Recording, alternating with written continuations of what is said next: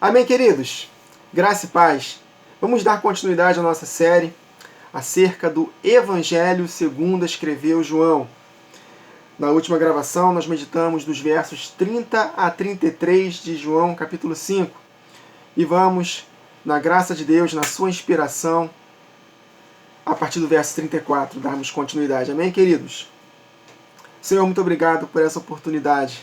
Mais uma vez, estar aqui respirando, vivo, Jesus, para poder cumprir a sua missão de edificar vidas, de ensinar a tua palavra, Senhor Jesus. Que tu possas ministrar ao nosso coração essa verdade, que nós possamos estar com o coração próprio, aberto, Senhor, aplicado para poder ouvir a tua palavra, Senhor Jesus. Quem tem ouvidos, ouça o que o Espírito diz às igrejas. Nós possamos despertar do sono, Senhor, e possamos cumprir a nossa missão nesse tempo do fim. Estamos muito felizes porque a igreja vencerá. A igreja é predestinada a vencer, Senhor. Que nós possamos fazer parte deste seleto grupo, Senhor. Por isso estamos aqui te temendo, te honrando, te glorificando, te adorando na beleza da tua santidade, Senhor Jesus. Com as nossas falhas e limitações, mas nós não nos entregamos a essas falhas e limitações. Nós sabemos que o justo cai 7 vezes, mas em todas o Senhor levanta. Porque nós não vivemos na prática do pecado. Estamos aqui lutando contra o pecado, Senhor. Então purifica os nossos lábios, remova o nosso pecado, assim como o Senhor fez com Isaías, quando ele foi arrebatado em espírito e te viu, Senhor Jesus. Viu a tua glória, assentado sobre um alto e sublime trono, Senhor Jesus. E ele, contemplando a sua santidade, reconheceu as suas limitações. Sou um homem de lábios impuros e habito num povo de impuros lábios. E um dos serafins, aqueles que queimam, que ardem, saiu como uma brasa e purificou a boca de Isaías. E ele ouviu uma voz: quem há de ir por nós? Senhor Jesus, eis-nos aqui, envia nós, Senhor, porque nós andamos em santidade. E quem anda em santidade está qualificado para ir por ti, Jesus. Para ir pelo Pai. Obrigado, Senhor Jesus. Eis-nos aqui para cumprir a tua missão, Senhor Jesus. Por isso que nós nos santificamos. Nós somos santos, Senhor, como tu és santo em toda a nossa maneira de viver. Muito obrigado, Senhor Jesus, por essa revelação maravilhosa, por verdades tremendas que o Senhor tem revelado aos nossos corações, daqueles que te buscam de todo o coração. Muito obrigado, Senhor Jesus. Estamos livres para poder anunciar a sua palavra.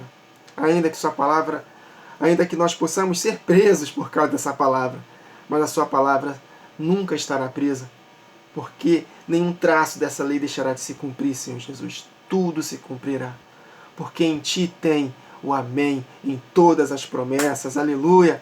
E tu és um Deus fiel, que não muda, não há sombra de variação, Senhor Jesus.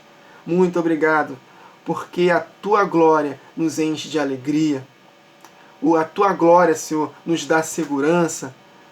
A tua glória, Senhor, o teu poder gera em nós confiança de que o Senhor está conosco todos os dias, até a consumação dos séculos. Conduz essa gravação, Jesus. Fica à vontade para ministrar ao nosso coração. Tributamos a ti toda a honra, toda a glória, todo louvor, toda a majestade, sabedoria, força, ações de graças para todo o sempre.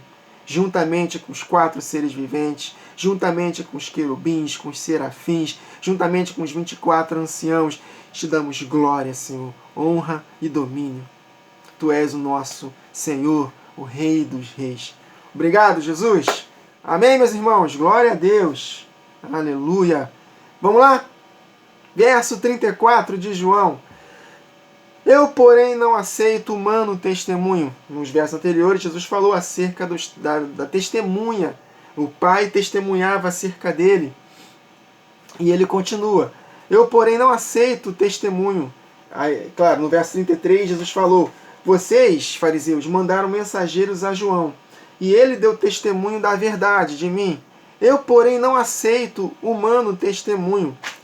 Digo-vos isto, entretanto, para que vocês sejam salvos. Porque o único nome dado entre os homens pelo qual devamos ser salvos Não é o nome de João Batista, não é o nome de Elias, não é o nome de Ezequiel, de Daniel, de Isaías. O único nome dado entre os homens pelo qual devamos ser salvos é o nome de Jesus. Aleluia. Nome sobre todo nome.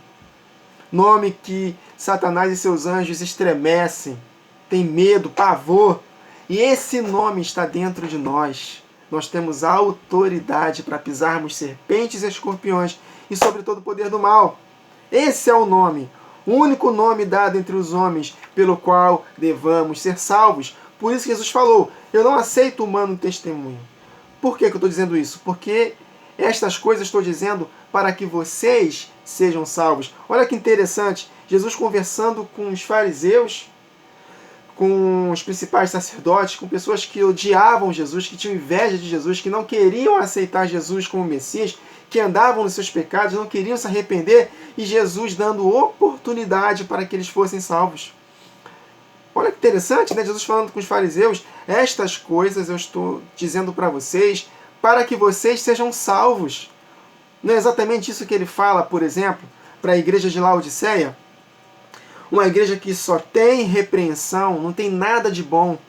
Pobres, miseráveis, desgraçados, cegos e nus. Andando numa mornidão a ponto de Jesus vomitar da boca. Mas mesmo assim, Jesus ele fala para eles, eis que estou à porta e bato. Se alguém ouvir a minha voz, eu vou entrar. E cearei com ele e ele comigo, e serão salvos. Porque eu repreendo e castigo todos a quantos amo.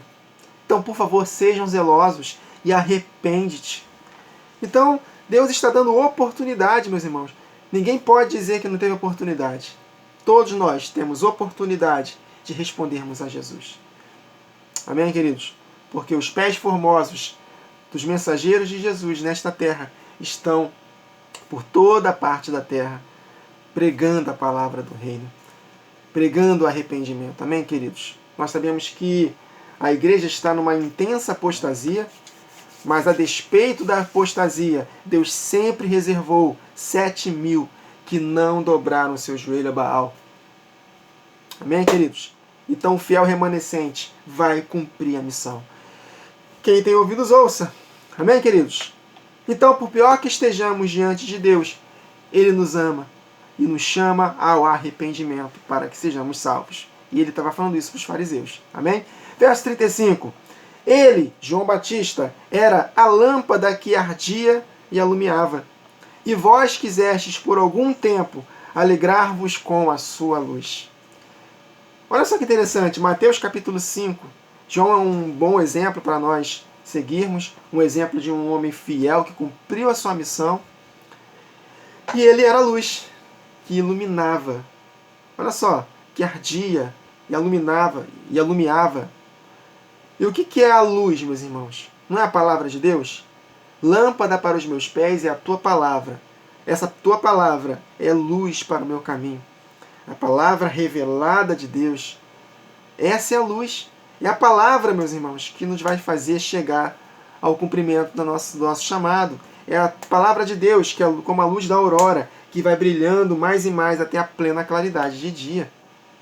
Deus estabeleceu uns para apóstolos, outros para profetas, outros para evangelistas, pastores e mestres, com o fim do aperfeiçoamento dos santos para o desempenho do seu serviço, né? Efésios 4, até que todos cheguemos à unidade da fé, à estatura do varão perfeito. Ou seja, até que a igreja seja totalmente edificada. E aí sim, com a glorificação do corpo, nós reinarmos com Cristo. Amém? Em 1 Coríntios 13, nós conhecemos em parte. Mas da mesma forma como somos totalmente conhecidos por Deus, nós também o conheceremos. Porque esta é a vida eterna, conhecer ao Pai e ao Filho. Amém, queridos? Então essa é a luz. Nós precisamos manifestar essa luz. Como é que vamos manifestar essa luz se não estamos cheios da palavra? E como é que nós seremos cheios da palavra se nós não investimos tempo, sacrifício para poder meditar nessa palavra? É um preço, meus irmãos, que nós pagamos. Revelação da palavra não cai no nosso colo, do nada. Ah, não fiz nada. opa, recebi uma revelação. Não. Revelação da palavra, que é a luz para o nosso caminho, requer de nós tempo. Lembra lá em Deuteronômio 6? Falando para que nós possamos ensinar nossos filhos ao acordar, ao deitar, ao andar por ele no caminho, antes de comer, enfim. Isto nos diz que para ensinar, nós devemos estar cheios, mas ensinar o tempo todo. Então, na medida que nós ensinamos nossos filhos o tempo todo, e filhos ali também pode ser traduzido como discípulos, edificação de vidas, por que não? Então, para ensinar o tempo todo, nós temos que estar investindo o tempo todo, né? Não é o tempo todo, 100% do nosso tempo, mas ter um estilo de vida, de se encher da palavra e ensinar a palavra. Essa é a luz. Você acha que João Batista, ele profetizou, né, no deserto, preparando o caminho para o Senhor, sem antes ele se qualificar para isso? Ou você acha que João Batista recebeu do nada uma revelação e começou a profetizar? Não. João Batista investiu o seu tempo no deserto se enchendo da palavra.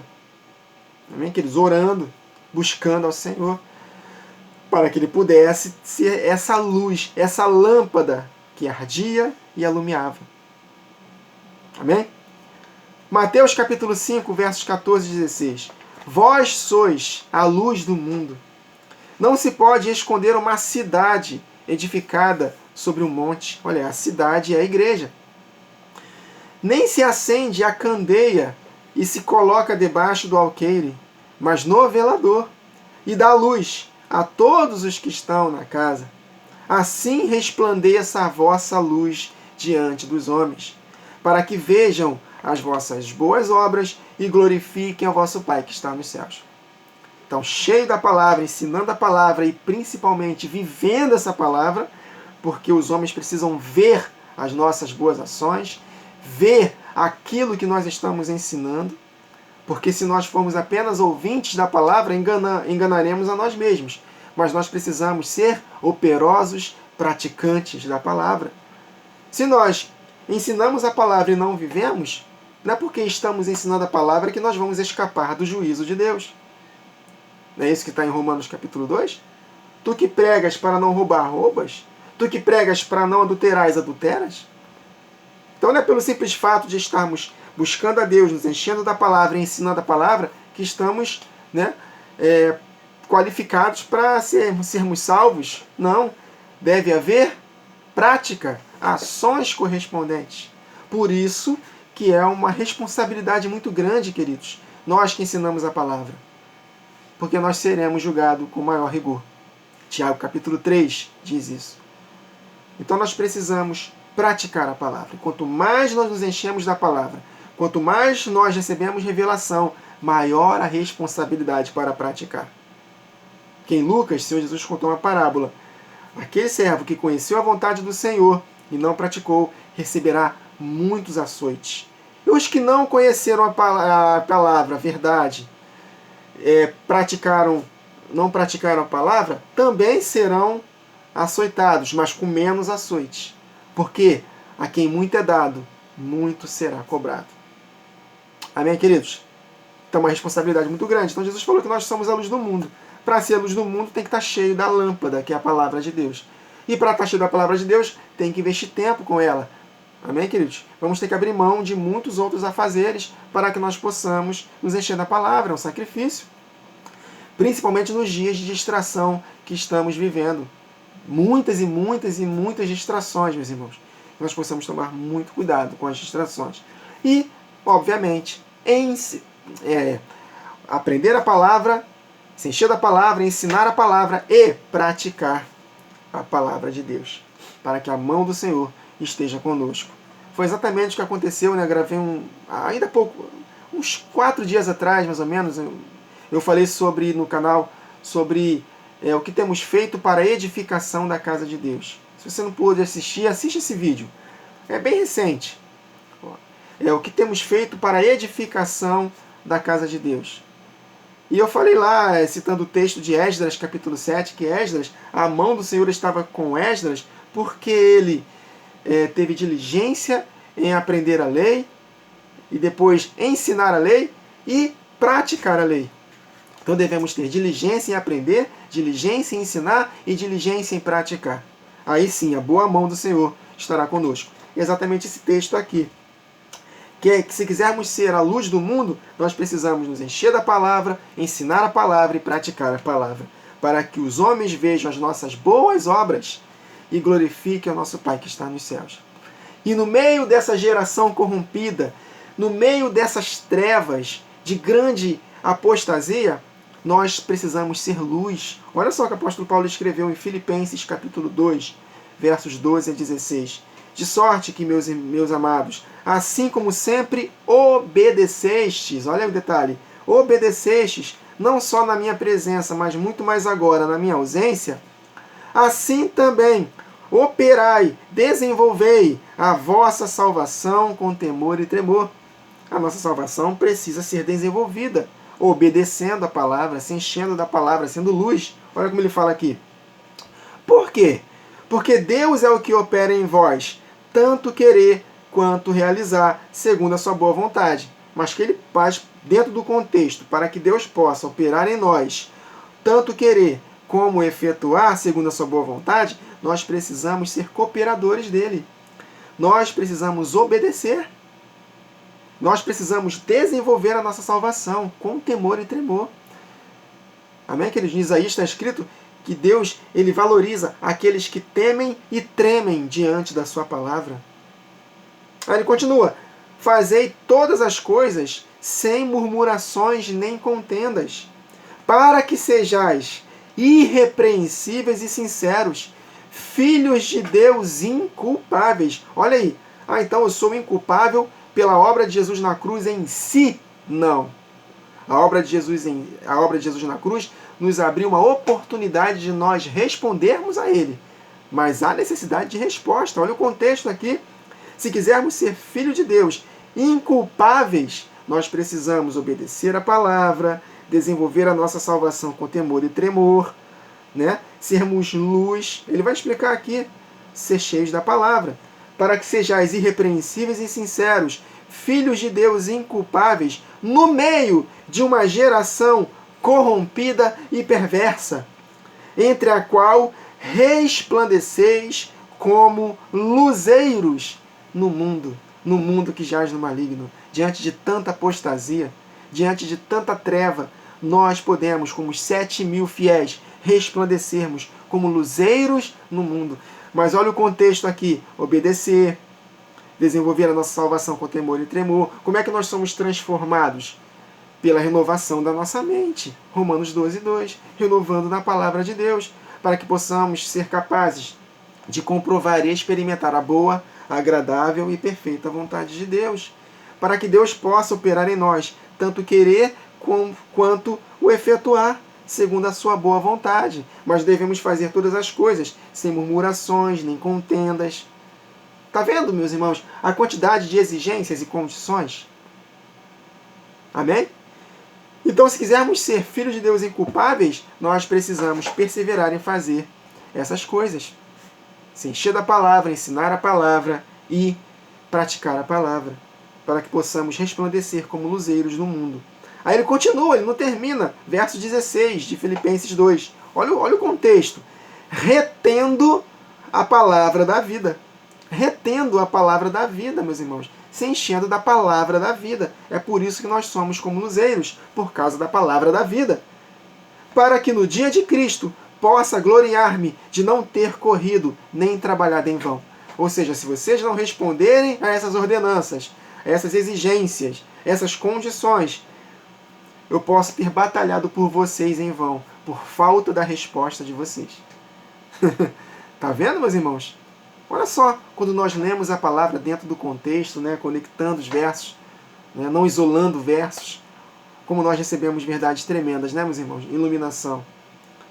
Então, meus irmãos, Salmo 119, 105. Lâmpada para os meus pés é a tua palavra, e ela é luz para o nosso caminho. A lâmpada que não pode faltar para as 10 virgens.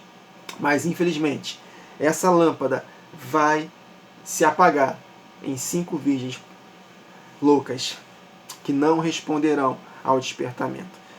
Mas as 5 virgens prudentes, elas terão azeite de reserva.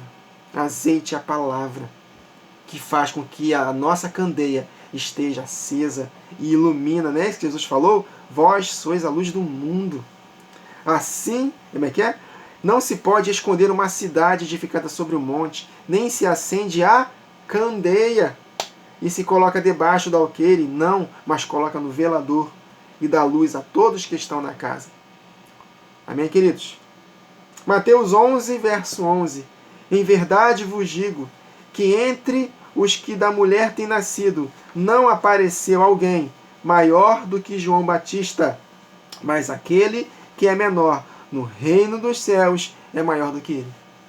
Então, queridos, nós temos a missão de prepararmos o caminho para a volta de Jesus.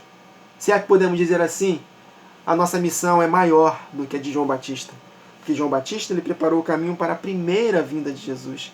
Nós vamos preparar o caminho para a segunda vinda de Jesus. E o menor no reino dos céus é maior do que ele. A nossa missão é muito grande, meus irmãos. É um privilégio, mas também uma responsabilidade podermos ser aqueles que estão preparando o caminho para a volta de Jesus. Mas precisamos estar cheios da palavra, andando em santidade. Amém? Conforme eu orei aqui, né, inspirado pelo Espírito, Isaías 6, nós precisamos ter os nossos lábios purificados, nosso pecado removido e cheios dessa santidade. Aí sim Deus vai nos usar e vai nos enviar, preparando o caminho para que o Rei dos Reis, o glorioso Jesus, volte. Amém, queridos? Para que possamos reinar com Ele por 1000 anos e por toda a eternidade. Verso 36. Mas eu tenho maior testemunho do que o de João, porque as obras que o Pai me confiou para que eu as realizasse, essas obras que eu faço, testemunham a meu respeito de que o Pai me enviou. Não é isso que quando Pedro estava na casa de Cornélio, ele falou lá em Atos 10, verso 38, porque Deus ungiu a Jesus de Nazaré com o Espírito Santo e poder, com o próprio Espírito do Pai. A manifestação do Pai estava no Filho, porque Deus é Espírito. Então, o Espírito Santo que estava em Jesus era Deus, e Deus era o Pai. Então, porque Deus, o Pai, ungiu a Jesus com o seu próprio Espírito Santo e poder. E aí sim, Jesus andou por toda parte fazendo bem e curando a todos os oprimidos do diabo, porque Deus, o Pai, o Espírito, era com ele. Então, Jesus falou aqui, o meu testemunho é maior do que o de João, porque as obras que o Pai me confiou para que eu as realizasse, essas que eu faço, testemunham ao meu respeito de que o Pai me enviou. Verso 37, o Pai que me enviou, esse mesmo é que tem dado testemunho de mim. Olha só como ele fala, jamais tendes ouvido a sua voz, nem visto a sua forma. Olha só que interessante. Jamais tendes ouvido a sua voz. Um pouco antes, no vídeo anterior, nós meditamos no verso 30 de João 5. Vamos ler de novo? Está dentro do contexto. Jesus falando para os fariseus, eu não posso de mim mesmo fazer coisa alguma. Como eu ouço, assim eu julgo, porque eu ouço o Pai. E o meu juízo é justo, porque não busco a minha vontade, mas a vontade do Pai que me enviou. Então, falando para os fariseus, olha só, vocês falam que tem por Pai a Deus, mas vocês não conseguem ouvir a voz de Deus, porque o ouvido de vocês está surdo, vocês não conseguem receber o entendimento da verdade, porque vocês estão surdos, vocês não conseguem ouvir a voz de Deus por causa dos seus pecados. Isaías capítulo 30, verso 21, para nós não, meus irmãos, nós ouvimos a voz de Jesus. O Espírito que diz às igrejas, aleluia, havendo Deus outrora falado aos pais pelos profetas, nos fala hoje através do Filho, aleluia, o Espírito que diz às igrejas, o Espírito que estava falando por intermédio de um anjo para João em Apocalipse. Jesus Cristo, amém, meus irmãos? O Espírito que está em nós, unido ao Pai, o outro Consolador, Jesus Cristo. Então, Isaías capítulo 30, verso 21, falando de nós. E os teus ouvidos ouvirão a palavra do que está por detrás de ti, dizendo: este é o caminho, andai nele, sem vos desviardes, nem para a direita, nem para a esquerda. Então este é o caminho que está nos ensinando, meus irmãos. Andai nele. Jesus Cristo é o caminho. Amém? É Ele que fala conosco. Então, que nós possamos ouvir o Espírito que está nos dizendo. Amém? Mateus capítulo 13, para finalizarmos esse vídeo que já estamos quase chegando a 30 minutos. Mateus 13, versos 9 a 16. Quem tem ouvidos para ouvir, ouça. O mesmo Jesus que estava falando em Mateus é o mesmo que falou para João. E acercando-se dele, os discípulos disseram-lhe: por que lhes falas por parábola, Jesus? Ele respondendo disse-lhes: porque a vós é dado conhecer os mistérios do reino dos céus, mas a eles não lhes é dado. Por quê? Porque aquele que tem se dará, que é o caso de vocês, e terá em abundância. Mas aquele que não tem, até aquilo que tem lhe será tirado. Por isso lhes... Está falando acerca de apostasia aqui. Eles têm algo, mas aquilo que tem será tirado. Por quê? Porque voltaram a pecar deliberadamente. Ele continua: por isso lhes falo por parábolas, porque eles, vendo, não veem, ouvindo, não ouvem, nem compreendem. Olha aí. Eles não estavam compreendendo. Por isso que Jesus falou aqui no verso 37. O Pai que me enviou, esse mesmo é que tem dado testemunho de mim. Só que vocês jamais tendes ouvido a sua voz. Vocês não estão me ouvindo. Eu sou o porta-voz do Pai, antes de ser carne e agora também. Mas você não está dando atenção para a voz dele. O Deus que vocês se dizem serem filhos, né? Vocês não são filhos de Deus, vocês são filhos do diabo, né? Em João 8 ele fala isso. Porque o diabo peca desde o princípio e vocês também andam na prática do pecado. Então, meus irmãos, o pecado nos afasta de Deus. Amém? Nos separa de Deus. E quem está separado de Deus não consegue ouvir a sua voz e nem compreender os mistérios do reino. Amém? Aí ele continua: e neles se cumpre a profecia de Isaías, que diz: ouvindo ouvireis, mas não compreendereis, e vendo vereis, mas não percebereis. Por quê? Porque o coração deste povo está endurecido, endurecido pelo engano do pecado, queridos. E ouviram de mau grado com seus ouvidos, e fecharam seus olhos, para que não vejam com os olhos, e ouçam com os ouvidos, e compreendem com o coração, e se convertam, e eu os cure. Mas bem-aventurados os vossos olhos, porque veem, e os vossos ouvidos, porque ouvem. Jesus falou isso: vocês jamais tendes ouvido a sua voz, nem visto a sua forma. Vocês não estão percebendo a obra de Deus. Vocês não estão compreendendo com os ouvidos os mistérios do reino, porque o coração de vocês está endurecido pelo engano do pecado. Amém, queridos? Por isso que nós devemos permitir que o serafim purifique os nossos lábios impuros, para que nós possamos ser santos, andarmos em santidade e cheios da santidade de Deus, contemplando a beleza da santidade de Jesus, nós possamos, de fato, sermos qualificados para cumprir a nossa missão e operar maravilhas no nome de Jesus. Foi o que em Josué capítulo 3, se não me engano, está escrito lá: vocês estão prestes a possuir Jericó. Então, santificai-vos todos vocês, para que o Senhor possa fazer maravilhas no meio de vós. Aleluia! O poder que há, meus irmãos, na santidade é tremendo. Por isso que nós devemos nos policiar todos os dias. Que nós possamos ter os olhos fitos em Jesus, para que possamos compreender a forma do Pai.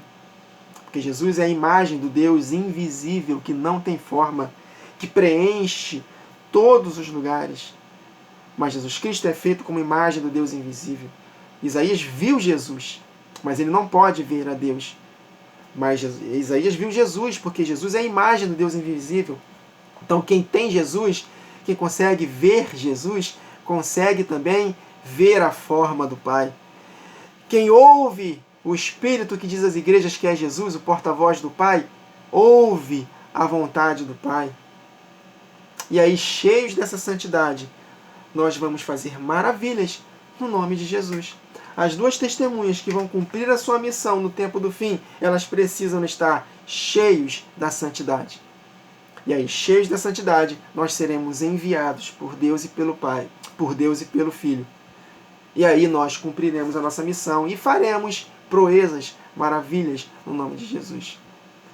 Será, para finalizarmos, será que nós não estamos operando hoje alguns sinais e maravilhas, poderes do mundo vindouro, porque nós não estamos, além de não estamos ouvindo com os ouvidos para compreendermos, nem percebendo com os olhos, e nos enchendo da palavra, mas também não estamos andando em santidade? Como é que está a nossa vida de santidade? Será que estamos levando a sério a santificação? Será que nós nos conformamos com pensamentos impuros que vêm à nossa mente? Nós alimentamos os pensamentos impuros? Porque os pensamentos impuros são inevitáveis, virão. Mas será que nós estamos alimentando esses pensamentos impuros? Meus irmãos, parece ser coisa boba, mas isso atrapalha a nossa vida, meus irmãos. Isso atrapalha o nosso ministério. Isso interrompe o fluxo da manifestação de Deus na nossa vida. Então nós precisamos atentar para a santidade de Deus, como Isaías atentou. Eu posso dizer para os irmãos que o ministério de Isaías começou praticamente ali. Ele já estava profetizando, né? Profetizando contra a casa de Israel, né? Contra as duas casas. Mas, depois que ele foi arrebatado em espírito, ele viu a santidade de Deus. E ali ele foi enviado por Deus, com os lábios purificados, com o pecado perdoado. E ele foi lá e prosseguiu no seu chamado. Então teve duas etapas do ministério de Isaías. Um antes dele ver a santidade de Deus e outro depois. Por isso não é de se admirar que Isaías profetizou muito acerca de Jesus. Podemos considerar Isaías como um quinto evangelho. Ele foi o profeta que mais falou acerca de Jesus, da obra de Jesus na cruz e da sua volta, principalmente, no reino milenar. Então ele falou muito acerca de Jesus. É um profeta, de fato, muito messiânico. Todos são messiânicos, mas Isaías tem um destaque especial. Então é isso, meus irmãos. Se quisermos ser representantes de Jesus, nós precisamos contemplar a sua santidade. Amém, queridos? Até a próxima gravação, em que daremos continuidade a esse evangelho maravilhoso, tremendo, sem palavras, de João. Amém? Até a próxima gravação. Que o Senhor nos abençoe.